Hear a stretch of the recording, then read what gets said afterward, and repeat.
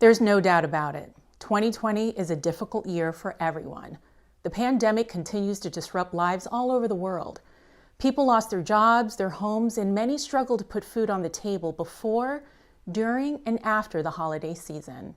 But the day after Thanksgiving, they still need food assistance. And the next week, they still need our support. 70% of the folks that we're serving right now had never engaged the food relief system before COVID started. We work with about 60 partners throughout the county. We distribute food on a weekly basis with our fleet of trucks all throughout the county. Last year, or our fiscal year that wrapped on September 30th, we distributed 15.4 million pounds of food throughout Pinellas County, up from 11.3 million pounds of food the prior year. So an enormous increase directly as a result of COVID and the increase in food insecurity. Most of the organizations I spoke with says they've seen an increase of senior citizens and families with children lining up for help. At St. Vincent de Paul, St. Petersburg, they've seen an influx of people who work in the service industry. When the pandemic hit and the economy came to a screeching halt, we were flooded. And then bit by bit, segments of the population have gone back. But let's face it, Tampa Bay is high tourist market. And when you have hotels and restaurants only at 25 or 50%, all of those people are still out of work. Right. And they're scrambling to make the ends meet. In Pasco County, the Volunteer Way is also doing its part to feed families in need this holiday season and throughout the year.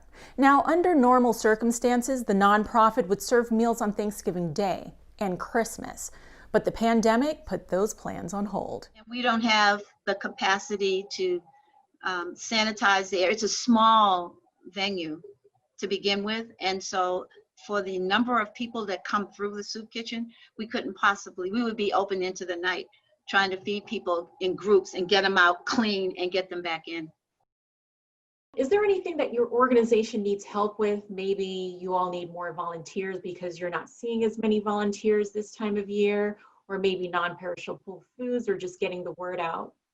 So for us, donations of food are always incredibly helpful. It's such a huge part of the service that we provide the community, and also the biggest need that we offer that we're seeing right now among our clients. So food drives are always helpful, non-perishables. We have lists available for anybody who would like to support us in that way, where we can, provide a kit and information on what we need at any given time. It sometimes changes. We currently have an incredibly dedicated volunteer force that continues to show up. So at this moment, our greatest need is not volunteers, but we expect that as the pandemic continues and people make decisions about their health and whether they need to stay home rather than come out and interact with folks, that may change. When COVID hit, a majority of our volunteers are retired and they're seasoned. COVID hit, we lost them because of their fears of the coronavirus. And even though we have we're following guidelines, they were still apprehensive about being a part of doing that work, and rightly so. And even for our community service volunteers who are coming in to serve community service, they're not consistent. Right. And so one day we may have 2, one day we may have 4, another day we won't have anything. And so we quadruple our roles in order to make sure we're serving the people. So volunteers has been important for us to be able to access volunteers to help us fulfill these functions. Let's talk about non-perishable foods. Do you need it? Yeah, we do. Okay. Yes, we do. And not just the traditional things for Thanksgiving either, because you can use it all year round.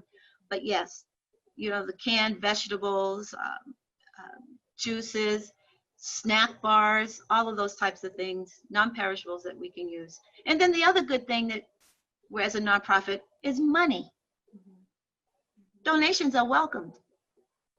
And we, as a food pantry, have the ability to purchase more food for the dollar than you could as an individual. But I think that the greatest need that St. Vincent de Paul has is the support of the community through food, non-perishable food items, through shower, toiletry, and hygiene items, especially for the street homeless. We can't get clean enough, and we can't keep them clean enough. And that's just a huge unmet need for us.